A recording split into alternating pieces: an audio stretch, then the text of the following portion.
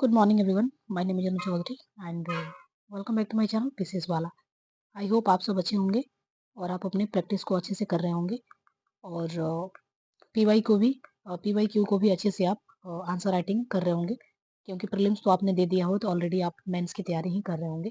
ठीक है, तो उसी मेंस के सीरीज में मैं भी इंपॉर्टेंट सीरीज चला रही हूँ जिसमें कि आप देखते हैं पीवाई क्यू जो भी इंपॉर्टेंट क्वेश्चन है, पॉलिटी, हिस्ट्री, ज्योग्राफी, इन सारे सब्जेक्ट से जो भी क्वेश्चन पूछे गए हैं उन सारे क्वेश्चंस को मैं यहाँ पे डिस्कस करती हूँ. इससे पहले मैंने ज्योग्राफी ऑलरेडी कंप्लीट कर दिए हैं. आप चाहें तो जाके प्लेलिस्ट पे देख सकते हैं. एक प्लेलिस्ट आपको मिल जाएगी जिसमें कि ज्योग्राफी के सारे क्वेश्चंस को मैंने डिस्कस किए हुए हैं. और इस वीडियो में हम पॉलिटी के क्वेश्चंस को डिस्कस करेंगे और पॉलिटी के भी आज हमारा डे 7 है और डे 7 में हम क्वेश्चन नंबर 7 को डिस्कस करेंगे. क्वेश्चन जैसे कि आप यहाँ पे देख सकते हैं क्या क्वेश्चन पूछा जा रहा है. तो जो क्वेश्चन पूछा जा रहा है इस क्वेश्चन को सबसे पहले हम देखते हैं कि क्वेश्चन में इसके डायमेंशंस क्या है और क्या क्या डायमेंशंस के ऊपर क्वेश्चन यहाँ पे पूछी गई है. ठीक है, दूसरा चीज ये कि आप किसी भी क्वेश्चन को अपने उस स्ट्रक्चर्स को बनाने के लिए क्या क्या चीजें आपको रिक्वायरमेंट्स है. तो स्ट्रक्चर्स के लिए बेसिक जो होता है, अगर आपने आंसर राइटिंग का ए भी आपको अगर पता नहीं है फिर भी आप इस सीरीज के साथ आप अपने क्वेश्चन आंसर राइटिंग को टैकल कर सकते हैं. जैसे कि एक स्ट्रक्चर्स बनाने के लिए सबसे पहले इंट्रोडक्शन, बॉडी और कंक्लूजन्स की पार्ट्स होती है. इसमें फर्दर आप इस चीज़ों को देख सकते हैं कि बॉडी, कंक्लूजन्स और आपके जो इंट्रोडक्शंस में क्या-क्या चीज़ें आपको लिखनी है. ठीक है, अब आइए क्वेश्चंस को सबसे पहले हम क्वेश्चन को क्या करते हैं, ब्रेक डाउन करते हैं और क्वेश्चंस को ब्रेक डाउन करके हम देखते हैं यहाँ पे कि क्वेश्चंस के क्या-क्या पार्ट्स हैं. ठीक है, तो सॉरी, पहला क्वेश्चन का जो पार्ट है, एक्सप्लेन द ऑब्जेक्टिव. ऑब्जेक्टिव किसका पूछ रहा है, तो explain the objective of NITI Aayog. फिर कंपोजिशन ऑफ नीति आयोग, तो दूसरा पार्ट हो गया. और तीसरा कह रहा है what are the significant of achievement of the NITI Aayog. ठीक है, तो पहला पार्ट इसमें क्या पूछ रहा है, फर्स्ट पार्ट ऑफ क्वेश्चंस क्या है. फर्स्ट पार्ट ऑफ क्वेश्चंस की अगर बात करें, फर्स्ट पार्ट ऑफ क्वेश्चंस, तो पार्ट ऑफ क्वेश्चंस की अगर बात करें तो यहाँ पे आपको क्या करना है, नीति आयोग के explain the objective, objective of नीति आयोग. ठीक है, नीति आयोग. तो नीति आयोग को सबसे पहले national institution for transforming India, NITI Aayog का एक्रोनिम अगर देखेंगे आप तो क्या होता है, national institutions, national institutions for transforming India. ये बीपीएससी में पूछा गया क्वेश्चन है इसका. और ये सबसे पहले इसको बनाया कब गया था, 2015 में इसको बनाया गया था.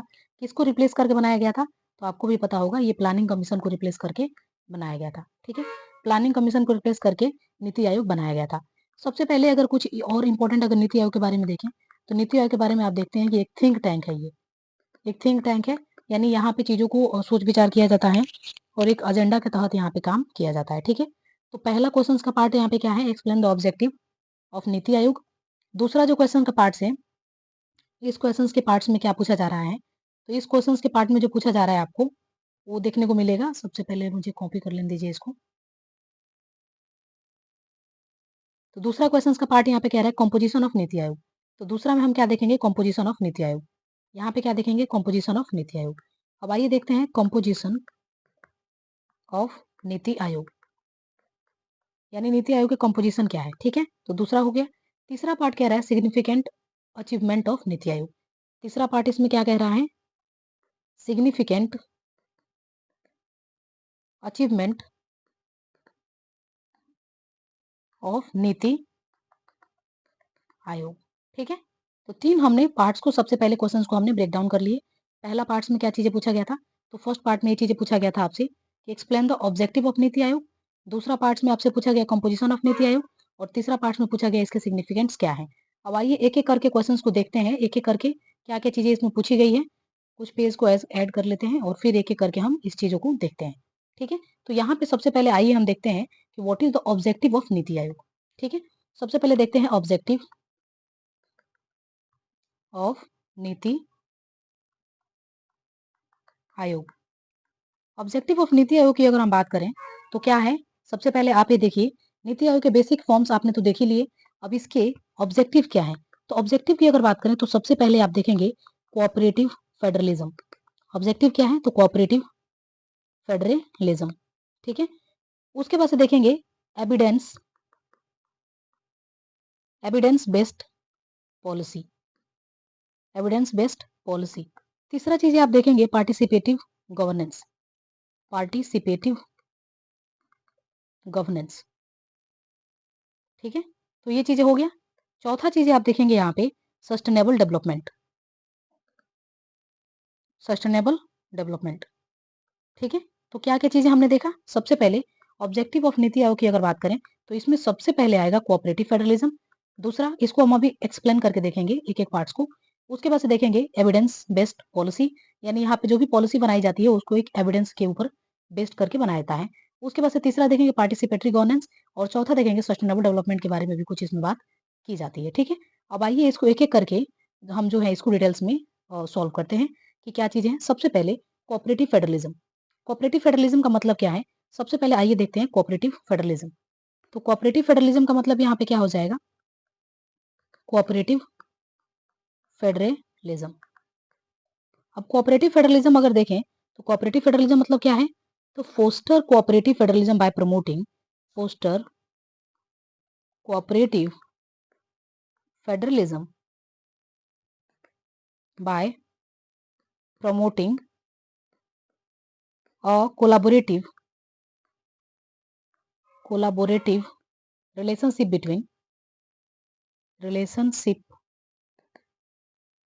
between the center and state। ठीक है, तो कोऑपरेटिव फेडरलिज्म कैसे करना है? यानी कि जो भी चीजें आपको ऐसे चीजें प्रमोट करना है, ऐसे चीजें कोऑपरेटिव फेडरलिज्म कहलाएंगी जिसमें कि सेंटर और स्टेट के साथ में आपको क्या करना पड़ेगा? रिलेशन सॉरी रिलेशनशिप को आपको क्या करके रखना पड़ेगा? रिलेशनशिप को अच्छा बना के आपको रखना पड़ेगा। ठीक है, दूसरा चीज है यहाँ पे जो सेकंड हमारा जो चीज था एविडेंस बेस्ड पॉलिसी, यानी कि इसका मतलब क्या है? What do mean by evidence based policy? Evidence based policy कहने का मतलब यहाँ पे है कि develop policies based on the evidence and data analysis.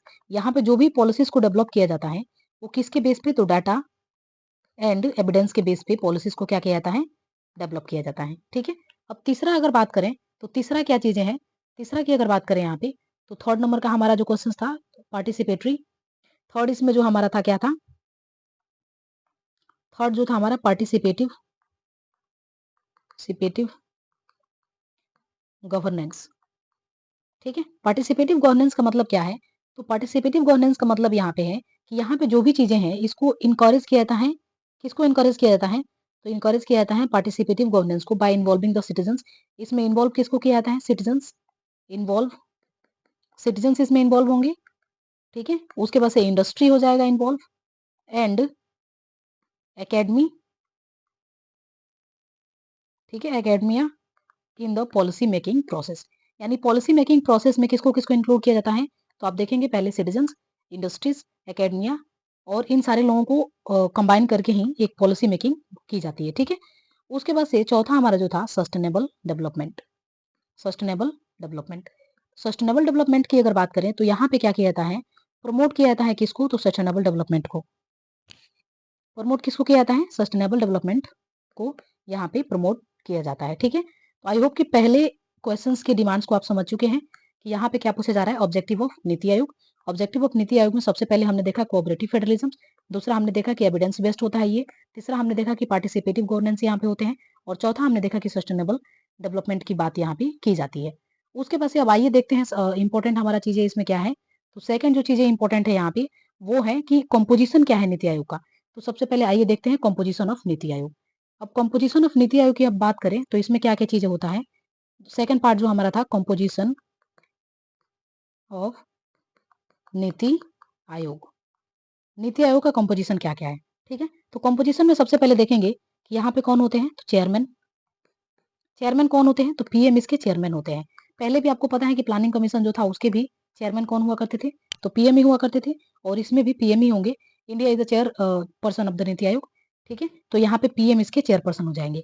उसके बाद से वाइस चेयरपर्सन की अगर बात करें तो वाइस चेयरपर्सन कौन होंगे इसमें? तो फुल टाइम मेंबर जो होते हैं, फुल टाइम मेंबर, तो फुल टाइम मेंबर जो होते हैं वो अपॉइंट किसके द्वारा किए जाते हैं? तो अपॉइंटमेंट उनका किसके द्वारा होता है? तो पीएम के द्वारा अपॉइंटमेंट होता है। किसके द्वारा? तो पीएम के द्वारा अपॉइंटमेंट किया जाता है। उसके बाद से कुल मेंबर की अगर बात करें तो मेंबर इसमें पार्ट टाइम मेंबर भी होते हैं। तो पार्ट टाइम मेंबर होते हैं जो कि एक्सपोर्ट होते हैं। पार्ट टाइम मेंबर जो लिए जाते हैं वो कैसे? तो एक्सपोर्ट होना चाहिए। किस फील्ड में होना चाहिए?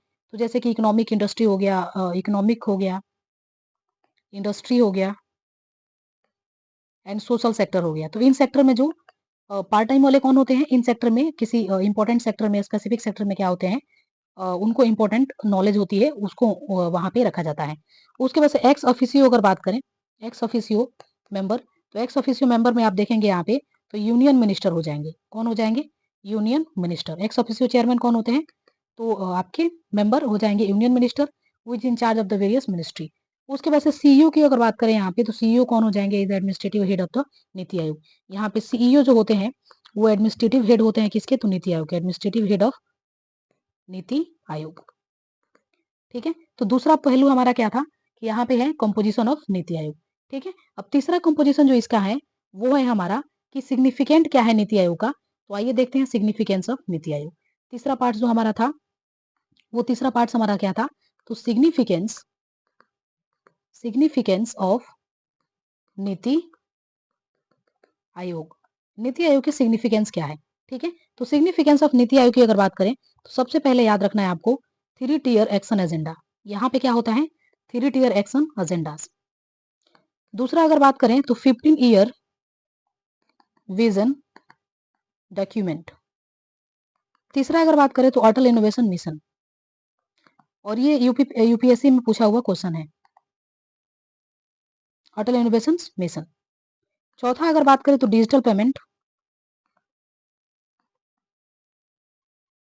पांचवा अगर बात करें यहाँ पे तो हेल्थ केयर रिफॉर्म। छठवा अगर बात करें तो यहाँ पे आपका हो जाएगा electric vehicle policy, electric vehicle policy, electric vehicle policy. सातवां अगर बात करें तो एग्रीकल्चरल रिफॉर्म्स, एग्रीकल्चरल रिफॉर्म्स। ठीक है, तो यहाँ पे 7 ऐसे मोस्ट इंपॉर्टेंट थिंग्स है जहाँ पे जो है नीति आयोग का सिग्निफिकेंट आपको देखने को मिलता है। किसमें किसमें? तो पहला है कि 3 टियर एक्शन एजेंडा है ये। दूसरा है 15 ईयर विजन बेस्ड है डॉक्यूमेंट। अटल इनोवेशन मिशन जो कि यूपीएससी में पूछा हुआ पीवाईक्यू है, और ये प्रीलिम्स में पूछा हुआ क्वेश्चन है कि अटल इनोवेशन मिशन किसके द्वारा लॉन्च किया जाता है? तो ये नीति आयोग के द्वारा किया जाता है।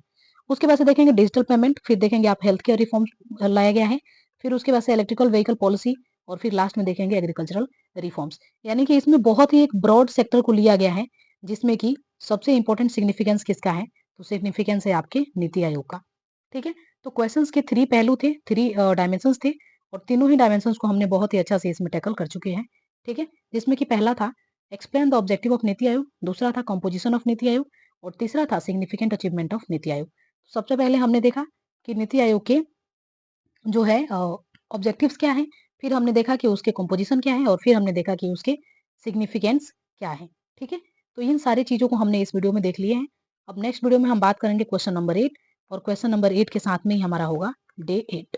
ठीक है, तब तक के लिए देखते रहिए। If you have any comments, if you have any suggestions, let me know in the comment box. Thank you.